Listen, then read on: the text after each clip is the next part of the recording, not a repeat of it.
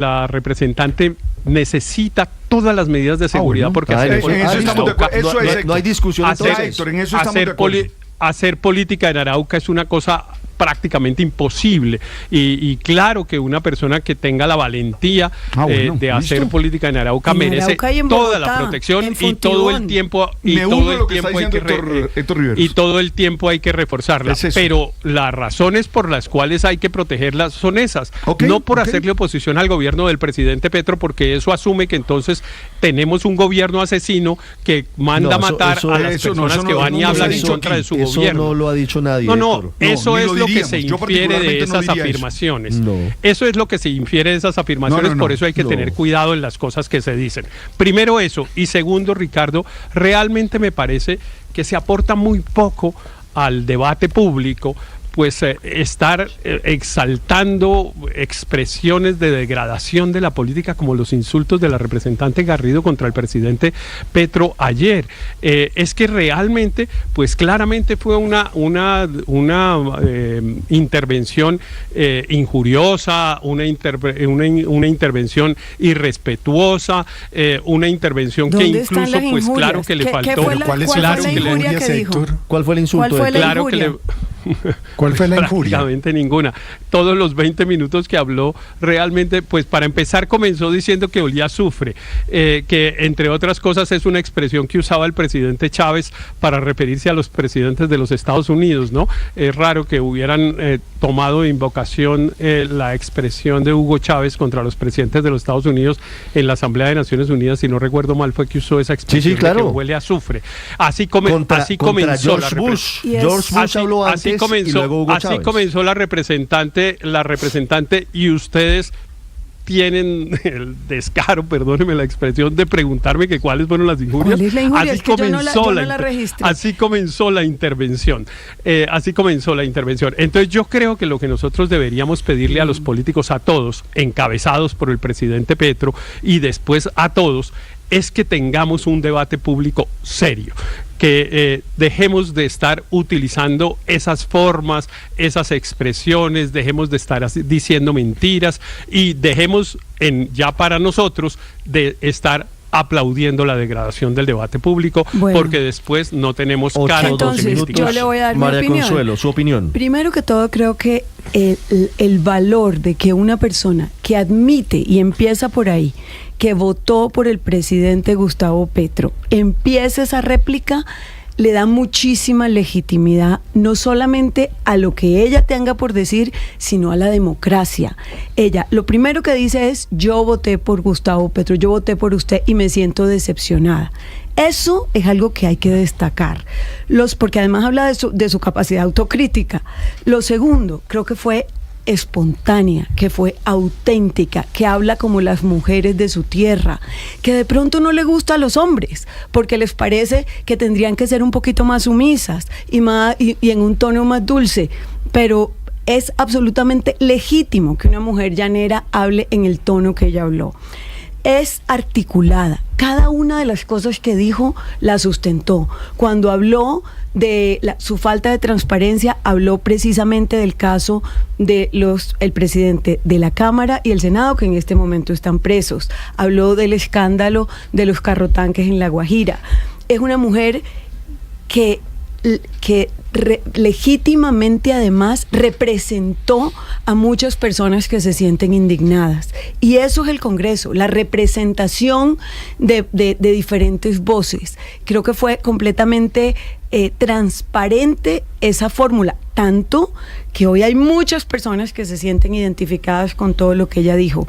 Y por último, creo que fue valiente, porque no se escondió ni en chats, ni en redes sociales falsas, ni en bodegas para decir lo que pensaba. Lo dijo de frente, en televisión nacional, y adicionalmente con sustentación de cada uno de sus argumentos. Creo que fue auténtica, creo que fue articulada, creo que fue valiente, y yo sí me siento representada en todo lo que dijo Lina Garrido. 8 de la mañana, 5 minutos. Luis Ernesto, ¿su opinión del discurso de la doctora Lina María Garrido? Sí, si hay que exaltar un discurso por valiente, por claro y por vehemente, pues el de Paloma Valencia, para los que se ubican en la oposición, que lo hizo con respeto y lo hizo sin falsedades.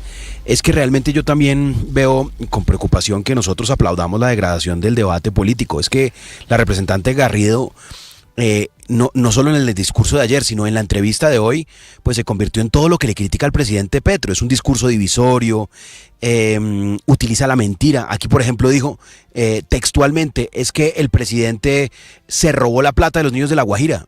Pues sabemos que hay un escándalo de carrotanque, sabemos que hay unos vinculados al proceso, que es Olmedo y demás, pero hasta el mismo momento, yo no he visto dónde se ha robado el presidente Petro la plata de los niños de La Guajira.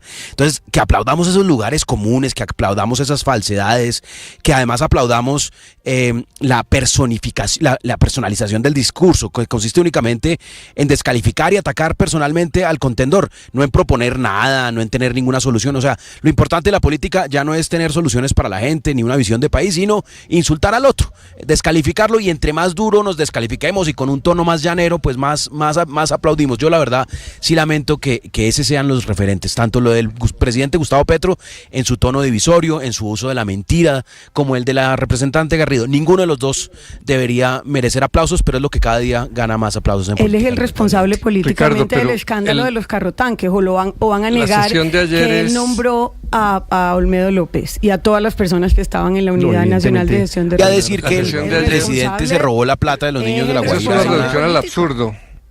8 o 7 minutos. La sesión de ayer es un retrato del sistema político que tenemos hoy, derretido de populismo.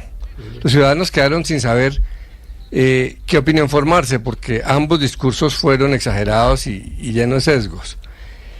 Y la oposición, cuando escoge a una representante como Garrido, que usa huele a azufre, que es la frase más famosa del populismo más vulgar, digo lo que siento, quería conectar con la gente, soy tendencia en redes sociales, olor nauseabundo, pues obviamente recurrió a emociones rabiosas y al personalismo, y eso no es ni carácter, ni firmeza, ni llanero, esos son insultos, no argumentos políticos. Eso es usar métodos populistas. La conclusión grande de ayer, el título de la obra, es que el discurso de la oposición hoy en Colombia es más populista que la del presidente, y eso es mucho decir. Así de mal estamos, porque son discursos que logran generar rabia en los ciudadanos antipetristas, pero pues no convencen a ningún petrista ni a un independiente porque son muy exagerados. Yo escribí una columna el lunes pasado que se llamaba Petro se enfoca en el qué y la oposición en el cómo, y ayer se vio, ambos son importantes, ambos son respetables. El cómo se enfoca más en las formas de la democracia, del sistema político, del lenguaje, y el qué se enfoca más en el fondo estructural de cómo está la equidad y las medidas para mejorar la equidad o no. Y ayer se vio. Lo grave es que eso es legítimo que ambas partes lo planteen, pero en ese lenguaje tan verdulero, tan exagerado, que parece de gallera, y no, porque además en los puestos había máscaras y unos carteles de gallera, dice uno, pobre democracia, ¿qué vamos a hacer los colombianos para decidir por quién votar en medio de semejante lodazal? ¿Cómo les pregunto a mis compañeros si les fastidió tanto la doctora Lina Garrido porque es mujer, porque habló así una mujer? ¿Eso es lo que los tiene como rasgándose las vestiduras? 8 o 9 minutos. Ricardo, Aurelio, para finalizar. Sí, yo no estoy en el club del que le está pidiendo a la doctora Lina Garrido que hable como toda una estadista. Entonces aquí le estamos pidiendo iguales raseros a la doctora Garrido que al presidente Petro. Yo quiero señalar una frase que es común: uno cosecha lo que siembra. ¿Qué ha sembrado Petro en estos 3 años? Dígame usted qué ha sembrado contra la clase política, qué ha sembrado contra todo el que discrepa de él. Dígame usted qué ha sembrado. Pues eso es lo que está recogiendo. Eso es así de sencillo. Yo sí reconozco en Lina Garrido una mujer araucana, indignada, que habló con el corazón. Seguramente eso no es de estadista, seguramente eso puede clasificarse dentro de los manuales más sofisticados del populismo como una de las formas de populismo vulgar, como se dijo aquí ahora, pero no, para mí no es. Para mí está expresando los sentimientos, quizá no de las mejores maneras, quizá no de las mejores formas, quizá recurriendo a más sentimiento que a razón, como sea, pero es la expresión de una mujer que está indignada, que votó por Petro y se siente traicionada, que se la jugó en Arauca por Petro y con Cambio Radical, y que hoy dice, después de 3 años, aquí no hay nada. Yo realmente eso es lo que recojo. Después podemos hacer la evaluación del discurso, si está con todas las normas de la oratoria, si se salió del discurso parlamentario en sí o no, pero yo creo 2 cosas. Petro recoge lo que siembra, Petro está recogiendo lo que ha sembrado por todas las rincones de Colombia, y lo recoge de una mujer que seguramente sin una elaboración demasiado sofisticada dijo lo que piensa y lo dice a su manera, y creo que no está de menos reconocerlo, interpreta lo que muchas personas acorde con ella están sintiendo. 8 de la mañana, 11 minutos.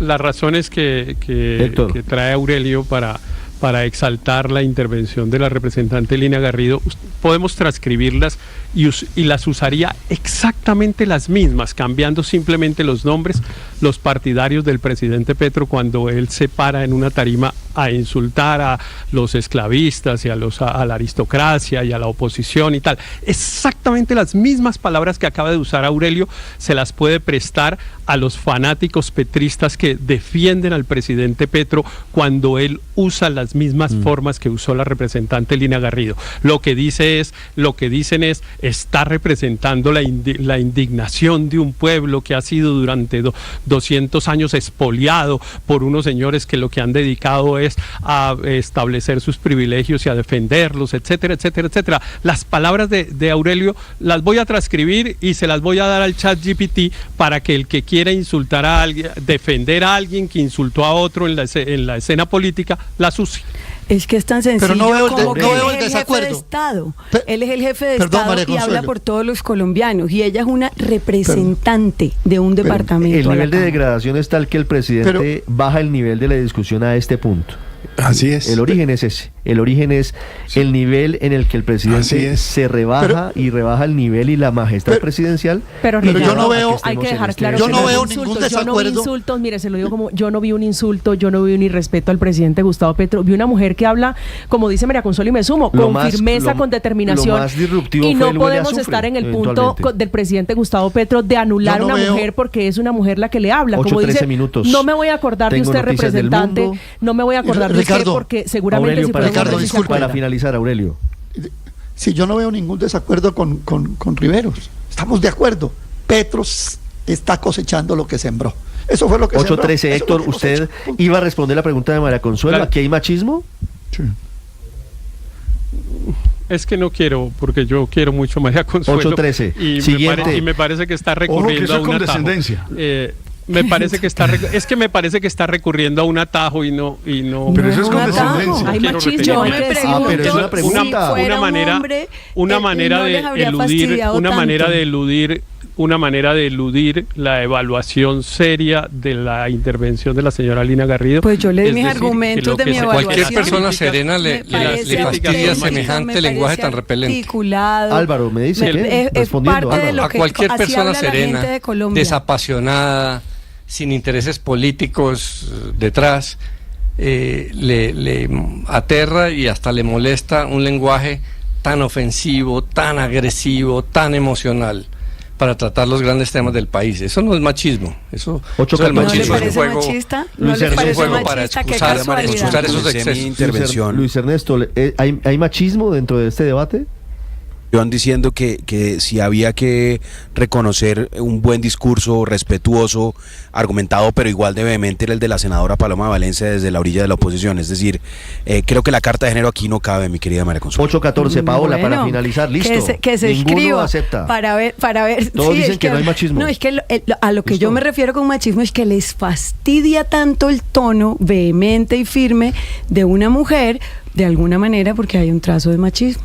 8:15 minutos, Paola, para finalizar. Que está lejos muchas veces del tono del presidente. Yo creo que donde hay un machismo innegable es en el presidente, que fue precisamente lo que nos quiso decir de varias maneras la representante Garrido. Hay machismo, hay misoginia y hay además racismo, ¿no? Cuando se refiere, por ejemplo, a Francia Márquez, Ricardo, donde dice, la anuló completamente, ¿no? La volvió un cero a la izquierda, la ninguneó.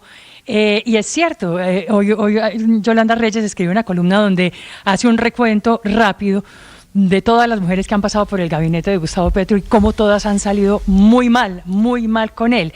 Y entre esas está la vicepresidente Francia Márquez, que sacó 800.000 votos en la consulta del pacto histórico y que hoy es por de viajada y de inguneada y mandoneada además por el señor Alfredo Sade, que ella recuerda sacó apenas 20.000 votos. Entonces, ¿cuál es ahí la representación que tiene realmente Francia Márquez y en donde, pues claramente el presidente con las últimas intervenciones, Ricardo ha dejado más que claro que no la quiere mucho, no la quiere. Hay machismo sin lugar a dudas. Héctor, digamos, hemos criticado tantas veces lenguaje insultante como el que usó la señora Lina Garrido, usado por hombres, encabezados por el presidente Petro y por el señor Alfredo Sade, y bueno, le podría hacer una lista de decenas de hombres que han merecido las mismas críticas, como para que cojamos ese atajo simplemente para tratar de inhibir la crítica a un discurso que claro que fue desagradable, para los que lo oíamos era desagradable.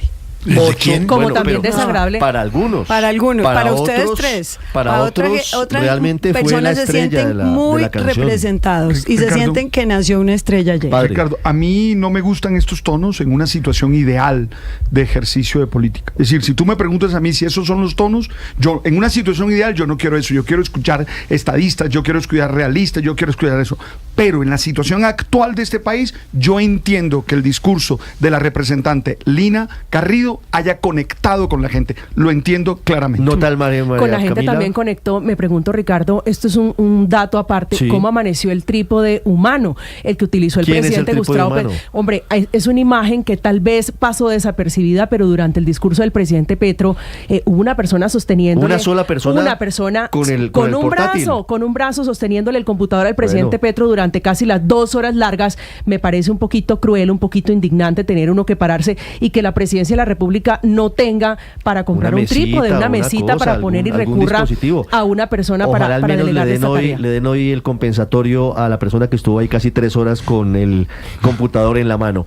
María Camila Carvajal, los detalles de las cifras del discurso del presidente Petro, que es la otra historia, la historia de qué es cierto y qué no de lo que dijo anoche el presidente en su larga intervención de más de 2 horas 18 minutos. Y que es, Ricardo, una historia que está aumentando con el paso de las horas, cuando se escuchan cada vez más afirmaciones de lo que dijo el presidente, de lo que contestaron allí precisamente en el Congreso y de lo que pasó en esas 2 horas y casi media, 26 minutos que habló el presidente de la República, Gustavo Petro. Si le parece, vamos por partes, porque el presidente Petro habló de democracia, de orden público, de cultivos ilícitos, de salud, de carbón, de lo que pasa en materia económica.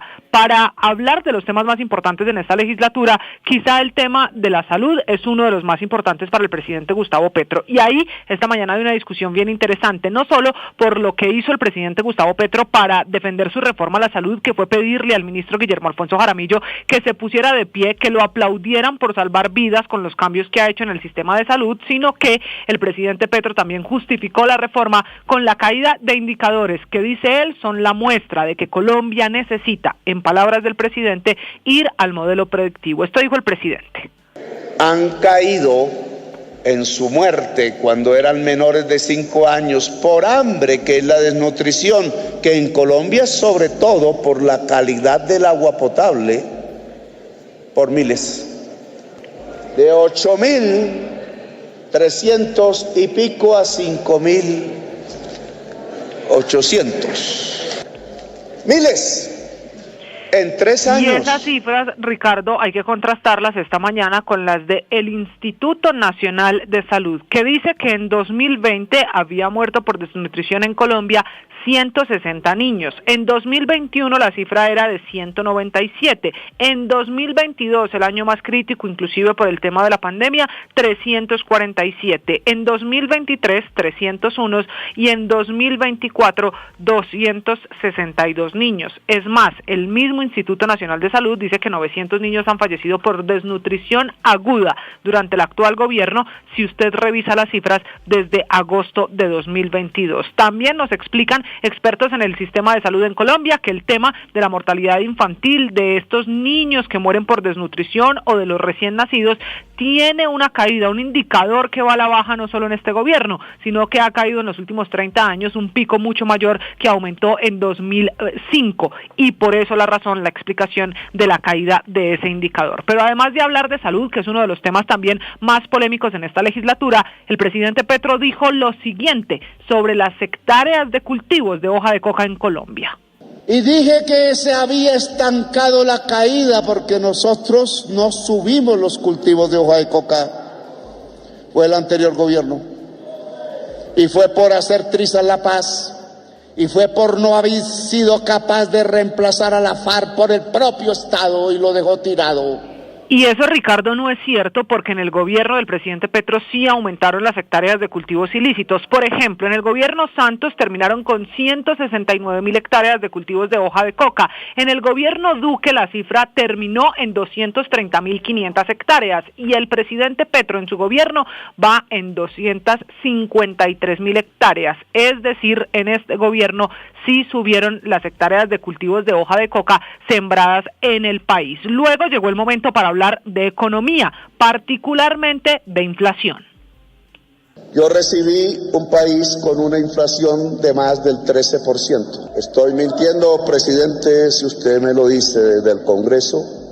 Las estadísticas del DANE dicen que recibimos un país con el 13,8% y con el 25% de crecimiento anual de los alimentos. Esa cifra de inflación es cierta. En 2022 la inflación fue de 13.8%. La última con la que va el presidente Gustavo Petro es la de 2024, 5.2%, cifra entregada, informada por el DANE. Luego vino el episodio del carbón. La exportación de carbón a Israel es un tema en el que está el presidente Petro, no ayer, en la instalación de esta nueva legislatura, desde la semana pasada, con todo el tema del carbón que va a Israel y que, dice él, se usa para las bombas con las que matan a los niños. En general, ayer el presidente Petro habló del carbón que se vende al exterior.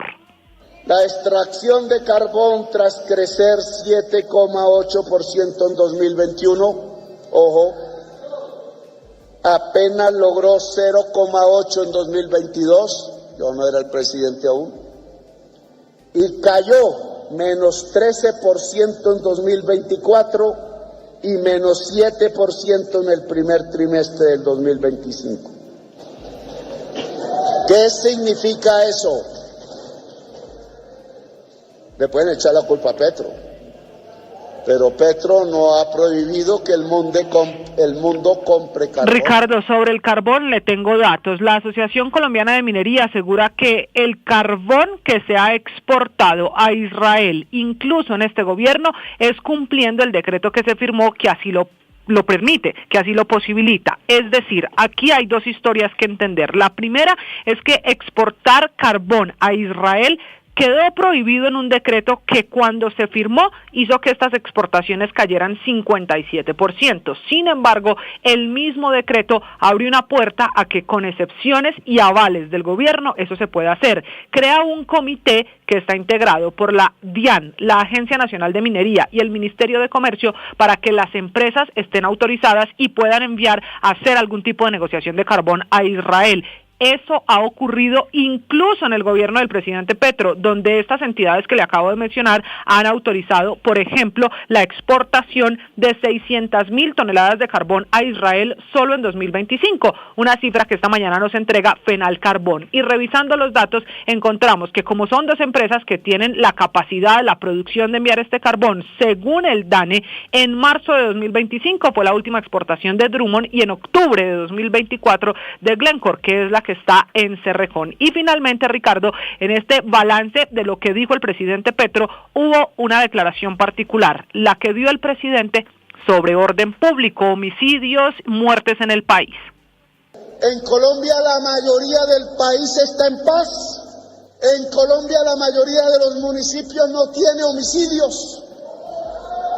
662 municipios de Colombia no tienen homicidios. Y es la frase polémica, la mayoría de Colombia está en paz. El presidente Petro olvidando los ataques o las 200 masacres que se cuentan por estos días en este año en el país, incluso la última, la de anoche. Recuerde, Ricardo, 3 militares asesinados y otros 8 que resultaron heridos en un ataque con explosivos lanzados desde un dron en la región del Catatumbo. Así que cifras que son verdad, otras no tanto, y unas más que necesitan el contexto en medio de todos estos temas de los que habló el presidente Petro en 2 horas y media. Estás escuchando Blue Radio. La agroindustria transforma los recursos naturales en productos esenciales para el mundo, pero para ser sostenible debe cuidar el presente sin comprometer el futuro. Este año, el Premio Caracol Televisión a la Protección del Medio Ambiente, en su 11ª edición, invita a empresas, ONGs y comunidades a postular sus proyectos de agroindustria y ganadería sostenibles. Inscripciones abiertas. Más información en www.premiomedioambiente.caracoltv.com. Para ser feliz, necesitamos tener claro un propósito para nuestra vida. Un hacia dónde. Desde un verbo que nos defina. Para poder realizar todo un proyecto. Y así que nuestras decisiones, nuestras acciones estén alineadas y nos lleven hacia allá. Hoy te quiero invitar a tener una vida con propósito. No dejes que las dificultades, que los problemas te distraigan. No dejes que las situaciones duras te hagan creer que no puedes. Tú eres una persona valiosa, eres una persona capaz y con un propósito de vida vas a salir adelante. ¡Ánimo! Elige hoy tu propósito, tu tarea. Escribe el verbo que te define. Tú sabes. Y a 1 mes y 10 días de que se venza el contrato con Thomas Gregg & Sons, el gobierno Petro firmó el convenio para cambiar el modelo para la expedición de los pasaportes. La firma es entre la Cancillería y la Imprenta Nacional y en vez de dejar certezas y claridades plantea serios interrogantes. Aunque deja claro que la imprenta podrá elegir a sus aliados, no se menciona en ninguna de las 9 páginas. 8:27 minutos. ¿Cómo comienza esta semana en los mercados? ¿Qué está pasando acerca del plan de ajuste fiscal del gobierno, Víctor? Ricardo, pues hay un pronunciamiento de la calificadora, de las 3 calificadoras que aún no ha tomado una decisión sobre la calificación de Colombia después de ser suspendida la regla fiscal hace unas semanas. Recordemos que Moody's y Standard & Poor's nos bajaron la calificación crediticia y Fitch Ratings todavía no ha tomado una decisión sobre nuestra calificación, Ricardo.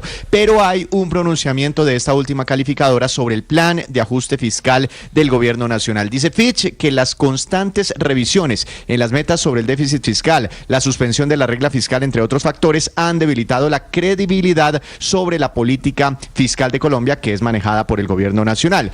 Y sobre el plan de ajuste, que incluye la aprobación de una nueva reforma tributaria, para Fitch eso es poco probable, entre otras porque es muy difícil que el Congreso le apruebe al presidente Petro una nueva reforma tributaria en momentos en que se acercan las elecciones. Entonces, para Fitch, Ricardo, el plan de ajuste depende de muchos factores que hoy son inciertos y por eso es poco probable que se cumpla ese plan de ajuste. En más información, un dato adicional, Ricardo, se espera que hoy sí se instale la mesa de negociación para levantar el paro arrocero. La semana pasada, recordemos, intentaron instalar la mesa, pero ese intento fracasó. Se reunirán a las 11 de la mañana y, muy importante, a esta hora, por lo menos en este momento, están confirmadas las ministras de Agricultura y de Comercio, que es una de las peticiones de los agricultores que en ese momento mantienen el paro arrocero. Víctor, gracias. 8:29. Israel avanza esta mañana sobre una zona en la Franja de Gaza en la que estarían los secuestrados desde hace casi 2 años, un largo tiempo después de la incursión de Hamás en el sur de Israel.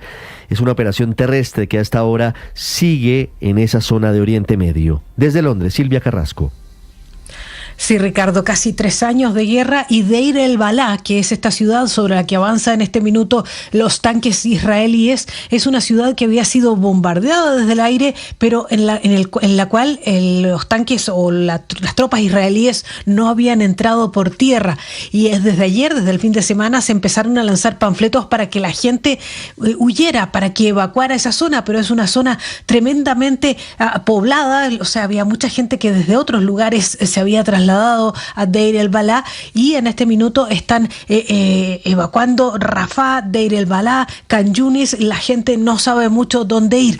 La situación en este minuto es que ha habido muertos desde ayer 93 muertos, y hoy ya llegan a 115 las personas que han muerto porque se acercaban o a los centros de distribución o intentaban asaltar a los camiones de Naciones Unidas que fueron autorizados para entrar.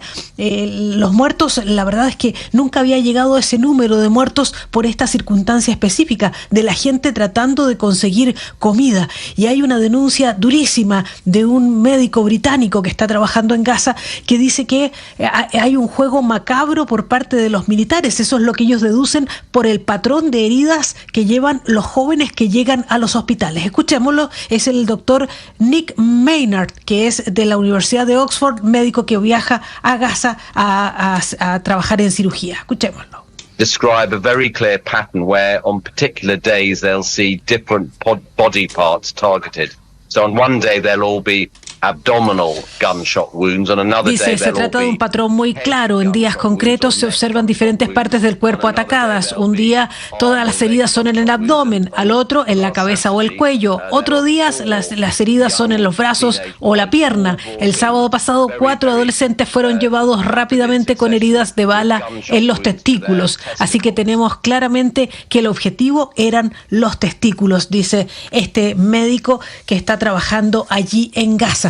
La verdad es que no hay ninguna posibilidad de avances en lo que son las negociaciones de un alto al fuego. Se ha estado hablando mucho, el presidente Donald Trump ha presionado muchísimo, pero no se avanza en esas negociaciones. Y el dato que tenemos de última hora es que ha llegado a 59.000 el número de muertos contados en estos 3 años de guerra allí en Gaza. Un último dato, Ricardo, la otra guerra que se estaba desatando en el norte, entre esas batallas entre beduinos y drusos en el sur de Siria, que luego implicó la participación del ejército sirio y también del bombardeo por parte de Israel, hay un alto al fuego que está avanzando en estos momentos. Se ha aceptado, están evacuando a los beduinos de la ciudad de Sueida, que es donde se concentraron esas batallas, y lo que está pidiendo Naciones Unidas es poder entrar con camiones de ayuda a Sueida, porque es una zona en la que no puede acercarse el ejército israelí. Recordemos que una de las exigencias, el ejército sirio, quiero decir, porque una de las exigencias que ha puesto Israel es que la frontera sea desmilitarizada, que no se acerque el ejército sirio hacia la frontera con Israel, Ricardo. Silvia, gracias. Terrible la situación que se sigue viviendo en la Franja de Gaza, y mientras tanto se sigue hablando en esta parte del mundo del intercambio de prisioneros entre Estados Unidos, Venezuela y El Salvador. Por supuesto, la dictadura de Nicolás Maduro niega haber llegado a un acuerdo con el gobierno de su némesis, del presidente de El Salvador, Nayib Bukele. Desde Caracas, Santiago Martínez. Sí, Ricardo, fue el jefe negociador del chavismo, Jorge Rodríguez, quien aseguró que los contactos que llevaron a la liberación de estos 152 migrantes venezolanos presos en El Salvador a cambio de la excarcelación de presos políticos y de 10 estadounidenses detenidos en Venezuela se dieron entre Caracas y Washington, y que jamás, con esa palabra dijo Jorge Rodríguez, jamás con el presidente de El Salvador, Nayib Bukele. Señalaba Rodríguez, que además, recordemos, es el jefe, el presidente del Parlamento venezolano, lo ha sido en los últimos 5 años, que ni hablaron ni estuvieron de acuerdo en tener ningún tipo de negociación con Bukele, a quien además describió como un bandadero, le dijo incluso payaso, un bandadero del gobierno estadounidense. Escuchemos. Las conversaciones y negociaciones solamente fueron con los Estados Unidos de América, con el gobierno de los Estados Unidos de América. Jamás, ni remotamente nos pasó por la cabeza hablar con el payaso. Nosotros jamás ni hablamos, ni estuvimos de acuerdo en tener ningún tipo de conversación, porque sabíamos que Bukele lo que era un payaso, lo que era el mandadero de quienes habían dispuesto ese campo, la presencia de venezolanos en ese campo de concentración. Esto mientras anoche, Ricardo, la oposición liderada por María Corina Machado emitió un comunicado denunciando, sin revelar identidades ni precisar mayores detalles, que en las últimas 72 horas, es decir, desde el pasado viernes, más de 12 personas han sido apresadas en distintos estados del país por motivos políticos, al tiempo que aseguran que han efectuado varios traslados desde la prisión del Helicoide, acá en Caracas, que es la sede del SEBIN de la Policía Política, han trasladado a varios de allí a cárceles comunes. Esto luego de que el mismo gobierno, en voz de Diosdado Cabello, ministro de Interior y Justicia, señalara que escarcelaron a 80 venezolanos, pero aclarando, y quizás es lo más importante hasta ahora, que eso no tuvo nada que ver, dice él, con la negociación con Estados Unidos, que era algo aparte que ocurrió el mismo día, que incluso fue producto de una negociación con el jefe del gobierno español, José Luis Rodríguez Zapatero, y otros líderes de la oposición. Escuchemos. Los venezolanos no los negociamos nosotros con Estados Unidos. Es una decisión soberana del gobierno de Venezuela. Y el presidente Rodríguez Zapatero ha estado desde el primer día trabajando, en contacto, llamando, y fue gracias a las gestiones del presidente Rodríguez Zapatero. Los 80 venezolanos, es más, hubiesen salido igualito. Hubiesen salido 80 por ahora, pero seguramente van a salir más. Pero es una decisión soberana del presidente gracias al esfuerzo que hizo el presidente, que ha venido haciendo el presidente Rodríguez Zapatero. Esa es la verdad. No obstante, esos 80 presos políticos que dice Diosdado Cabello, diversas ONGs, defensoras de derechos humanos, solo han confirmado 59 excarcelados hasta anoche tarde, entre esos el exdiputado Williams Dávila, quien además se conoció que estuvo en un hospital recluido desde que fue detenido hace 11 meses, y otros políticos como Gregorio Graterol, Ricardo Esteves, Carlos Chancellor, entre otros. La mayoría estaban recluidos en cárceles comunes y solamente una decena en el Helicoide. Igual señalar, Ricardo, que a pesar de las excarcelaciones, son más de 800, casi 900 presos políticos en las cárceles venezolanas, según cifras de la ONG Foro Penal, que defiende a la mayoría y lleva registro detallado de cada caso. Ricardo. Santiago, gracias. 8:36, hablando de la extradición express de alias Fito a Estados Unidos. 25 días después de su captura, ya está en Nueva York, a la espera de que la justicia estadounidense defina su situación. El cabecilla de los choneros, el hombre que le envió curiosamente una carta a la embajadora de Colombia en Ecuador y sobre quienes se especuló que se habría reunido con el presidente Petro. El presidente Petro dice que no conoce quién es el tal Fito. Andrés Donoso, desde Ecuador. ¿Qué tal, Ricardo? Buenos días. La aeronave del Departamento de Justicia de los Estados Unidos arribó cerca del mediodía de ayer domingo hasta la pista del Aeropuerto Internacional José Joaquín de Olmedo de Guayaquil para extraditar desde Ecuador hasta Nueva York a Adolfo Macías Villamar, alias Fito. El ex líder de la banda delictiva Los Choneros enfrenta un caso federal ante la Corte de Brooklyn, donde se lo acusa por 7 crímenes. La primera audiencia contra Macías Villamar será hoy lunes ante un juez de nivel menor. Aquí Fito podrá declararse culpable o no. Y es que, según datos oficiales, el 90% de los casos federales como el de Fito llegan a acuerdos y al acusado se le rebaja la pena o se le eliminan algunos cargos por colaboración con la justicia estadounidense. Hace un mes atrás, Adolfo Macías Villamar fue recapturado en una lujosa vivienda en el sector de Monterrey, ubicado entre las localidades de Manta y Montecristi, provincia de Manabí. Durante el operativo, que duró más de 12 horas, alias Fito se escondía en un búnker. Mientras tanto, permanece el misterio si existió la cita entre el presidente de Colombia, Gustavo Petro, y alias Fito el pasado mes de mayo, luego de la posesión de Daniel Noboa. Pero recordemos que el mandatario colombiano ha manifestado que su visita a la ciudad de Manta fue para redactar 30 páginas de su libro. Para Blue Radio, este es un informe de Andrés Donoso desde Guayaquil, Ecuador.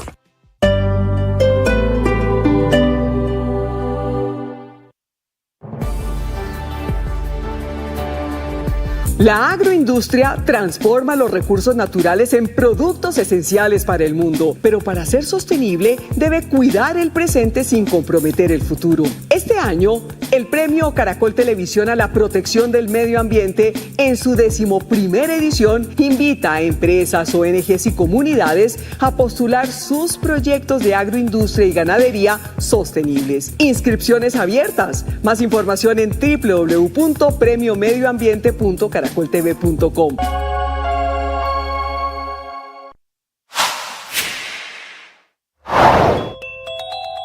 El gobierno radicó en la Secretaría de la Cámara el proyecto de ley para el sometimiento de grupos armados y bandas delincuenciales. La iniciativa tendrá que pasar por 4 debates en el Congreso para convertirse en ley. El ministro de Justicia, Eduardo Montealegre. Este proyecto es una tercera vía entre las experiencias de Justicia y Paz y de la Jurisdicción Especial producto de los acuerdos de La Habana. Es una mezcla de justicia retributiva y de justicia restaurativa.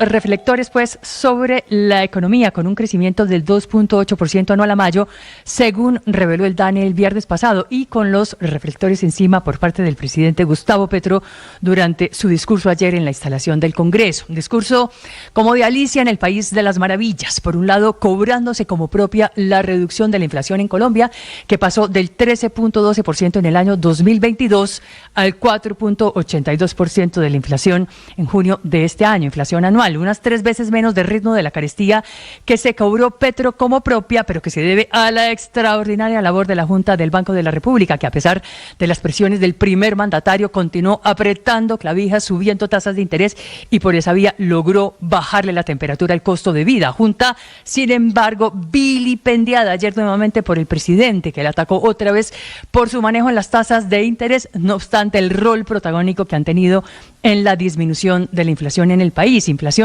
que de hecho sirve para medir también el aumento real del salario mínimo que según Petro nadie ha aumentado como él. No obstante, si se le resta esa inflación para determinar el poder adquisitivo real de los trabajadores colombianos, el aumento del salario mínimo más alto no lo hizo Gustavo Petro, sino por el contrario, Iván Duque.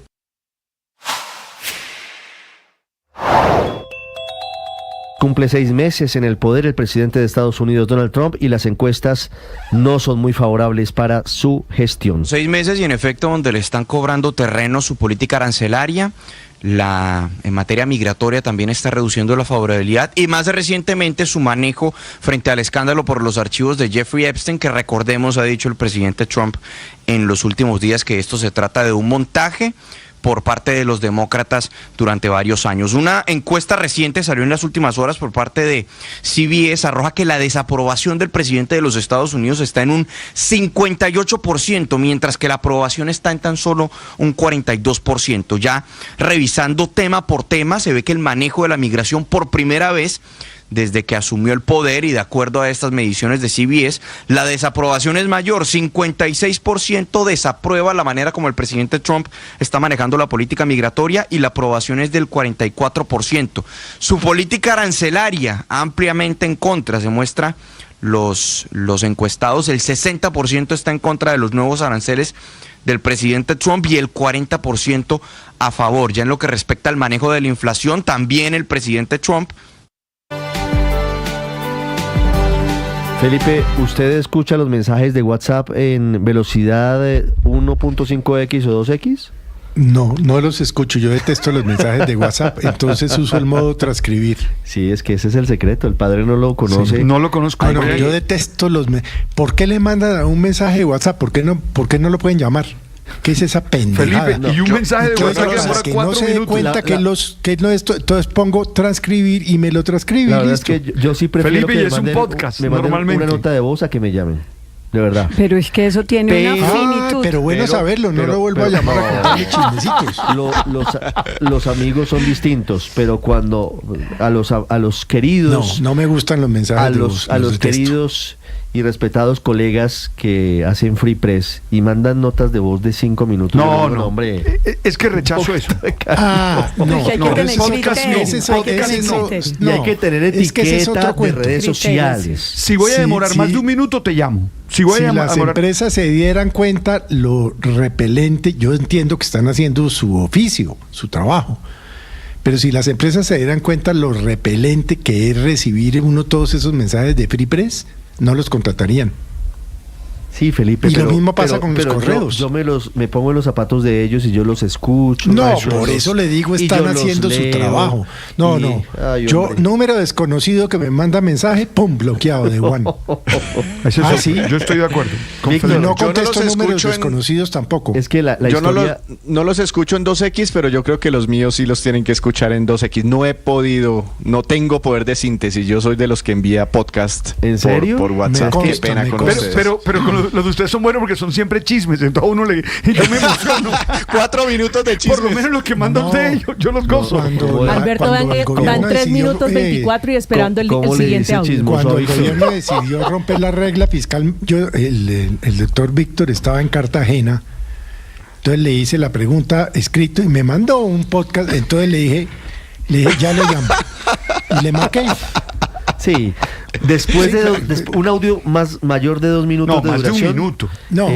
Más de un minuto. Yo le veo la bondad de que es finito, de que uno sabe que tiene que disponer de X tiempo, pero a veces las llamadas se WhatsApp eternizan. ahora tiene nuevas actualizaciones que ayudan. facilitan a uno la vida, entonces no me manden mensajes Cuando de voz yo porque tengo no los que mandar los una transcribo nota de y como me da rabia Sí, no los perfecto. contesto. Felipe, cuando yo tengo que mandar una nota de voz de más de 1 minuto, anticipo o antepongo una frase: perdón por el podcast.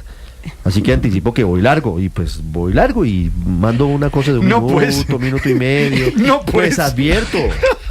Etiqueta. La advertencia le quita 3 minutos, pues. Etiqueta. María Santos, me acabo de enterar. Ricardo, hay un sticker que dice disponible en Spotify. Y ya, manda usted su audio. 8:46, es que ese fue el tema del Padre Linero hoy, que me parece muy interesante porque es un asunto serio. La manera en la que el cerebro procesa humano se ve afectado cuando usted decide tomar el atajo de escuchar audios, de escuchar podcast, de ver series, de ver películas. Hombre, pero si eso y es hasta un placer, clases. ¿Tú te imaginas los alumnos viendo la clase en 2X? Pero ¿cómo va a comparar usted un mensaje de audio por WhatsApp con una novela maravillosa? No, por ejemplo, ¿qué hacemos? La gente lo hace, Felipe. Yo le pregunto a Felipe si estaría dispuesto a ver una de sus series españolas en velocidad 2X, por ejemplo. No existe la menor posibilidad. Pero además es que no se entiende nada, ¿no? Si ya en 1X las series españolas no se entienden, imagínense en 2X. En este momento estoy viendo 3 series, 3 novelas: Valle Salvaje, La Promesa y una turca que me ha parecido tan mala que es buena, que se llama El Chico Dorado. Chico de Oro. No, pero yo sí oigo la vaina. No. Pero es que yo no entiendo qué tiene que ver los mensajes de WhatsApp con las novelitas. No, es que en el fondo es el tema de la velocidad. Es que mucha gente ya lo hace así, Felipe. Mucha gente ve cosas usted, en 2X. Si es un placer ver una serie, si es un placer ver una película, ¿qué sentido tiene acelerarlo? Esa necesidad de inmediatez, de llegar al final. Esa necesidad de tenerlo todo al instante está incluso afectando el funcionamiento del cerebro, que me parece muy interesante lo que nos dice el padre con esos 24 estudios, Luis Ernesto. No, sobre Felipe, si no se entiende la serie española en 1X, no me imagino en 2X. Yo le pongo traductor. No se entiende absolutamente nada. Yo le pongo subtítulos en español. Es que hay cosas. No, por eso toca. Imagínese eso en 2X, imposible. Es que esas cosas tienen que ser en lentitud. Es que la lentitud es un valor. Necesitamos recuperar la lentitud. Hay cosas que hay que hacer lentamente. Y no me pidan ejemplos. ¿Por ejemplo? Y no me pidan ejemplos. ¿Por ejemplo? Dígalo. No, por favor. Por ejemplo, comer, masticar. Por ejemplo. Sí, eso por salud. Comer en el sentido de deglutir. Hombre, cualquier comer. Y también nutrir el diga de frente. Todas las acepciones. Sí. Diga de frente, hacer pero venga. Pero a veces también puede cambiar usted la velocidad de las cosas y sale bien. Uy, ¿cómo? Rápido. ¿Cómo te digo? ¿3X? ¿Cómo así, Ricardo, es 3X? ¿Cómo te digo? Pero cuando usted, ¿cómo te llamo? ¿El récord de la hora? Cuando usted tiene afán o cuando usted mejor tiene no se hace. el temor de... Sí, pues claro. Mochito. Ricardo 4X te vamos a llamar. ¿Les parece? Ricardo 4X. Ricardo 4X. Ahora todos entonces tienen 8 horas para ir a la bañera y se meten sales de baño en una emulsión porción de leche y miel. No, hombre, sean serios, no tienen tiempo ni siquiera para dormir, por favor. 8:49 minutos. Por Dios. Héctor Santamaría en Medellín nos tiene otra historia que tiene que ver, dejémoslo ahí, tiene que ver con el primer evento de solidaridad y apoyo para salvar a Batuta, María Consuelo. Batuta, que una de las más interesantes iniciativas culturales, está a punto de morir de inanición porque el gobierno del presidente Petro, el Ministerio de Cultura, decidió quitarle el apoyo para llevárselo a otras iniciativas. El apoyo estatal, la financiación estatal. La Fundación Batuta, fundada por la doctora Ana Milena Muñoz de Gaviria, fue la herramienta para democratizar el aprendizaje de música en todos los rincones de Colombia, para generar un movimiento orquestal importante, para adicionalmente darle a estos niños que participaban en Batuta una alternativa, no solamente de educación musical, sino de valores y de convivencia. Salvar a Batuta me parece que es una gran iniciativa. 8:49 minutos sobre el evento que se llevó a cabo este fin de semana en Medellín. Héctor Santamaría. Pues Ricardo, la solidaridad de los colombianos, en especial de los antioqueños, se ha hecho evidente cuando se quiere en esta ocasión para que no se callen los violines, las flautas y los tambores de unos 25.000 niños que han quedado en medio de un recorte presupuestal para la Fundación Batuta, no solamente con la campaña Colombia Abraza Batuta, que espera recaudar unos 3.000 millones de pesos, sino con eventos como el que se vivió en el Teatro Matacandelas de Medellín en medio del desconcierto nacional. Este evento tuvo no solo una sancochada, sino artistas como Jabrú, Batuta Estación Madera, Canto Alegre, Osos Pardos, Son Batá, C15 La Casa Colacho de la Comuna 13, Pala y otros actos de danza y música. Los asistentes donaron 20.000 pesos a la Fundación Batuta para ingresar y así se avanza en esa batalla que tiene por sobrevivir, que se mantenga la formación humana que se ha hecho a más de 2 millones de niños y jóvenes en 162 centros del país. Así se vivió en Medellín ese momento alegre, lógicamente, de acompañar a estas personas allí en el Teatro Matacandela, Ricardo, y donde, pues la verdad, las personas se acercaron a la zona céntrica de Medellín. Muy bien, Héctor, 8:51 minutos. Sergio Restrepo es gestor cultural y fue uno de los organizadores del evento para recaudar fondos hacia la Fundación Batuta, el Desconcierto Nacional, para salvar a Batuta, que tiene ya 34 años de fundación. Señor Restrepo, buenos días. Muy buenos días, un gusto estar en los micrófonos con ustedes y escuchar esa presentación y resumen de lo que ha sido Batuta desde 1991 hasta hoy. Es que lo sentimos parte de la cultura en Colombia, parte de lo que debería ser el país, parte de esa colaboración entre el sector público y el sector privado. Sergio, ¿cómo les fue con el Desconcierto Nacional? Realmente muy bien, se sintió un abrazo solidario, generoso, amoroso de cada una de las instancias que estaban, por supuesto. El Teatro Matacandelas y todos los integrantes recibieron en su casa, en su espacio comunitario y de creación y de estética y del arte, a todos los artistas que se vincularon, incluyendo a las niñas y niños de Batuta que estuvieron ahí con Estación Madera, y una gran cantidad de artistas, no solo los que se presentaron y estaban en esa lista que nos recuerda Héctor hace un momento, sino todos los que no pudieron, porque nos coincidía con la inauguración del Gesto Noble, uno de los festivales de teatro más lindos de Antioquia, que es en Carmen de Boral, con los eventos de rap que habían en Sabaneta, Envigado y Medellín, y de música urbana y de diferentes géneros no convencionales, y de alguna manera que en Antioquia están teniendo una fuerza. Ese espacio se sintió lleno de alegría, de danza, de cuerpo, de voces, de poesía, de encuentro y de sabores de nuestros caldos de carnes y toallas. Hubo también el sancocho vegetariano y el trifásico.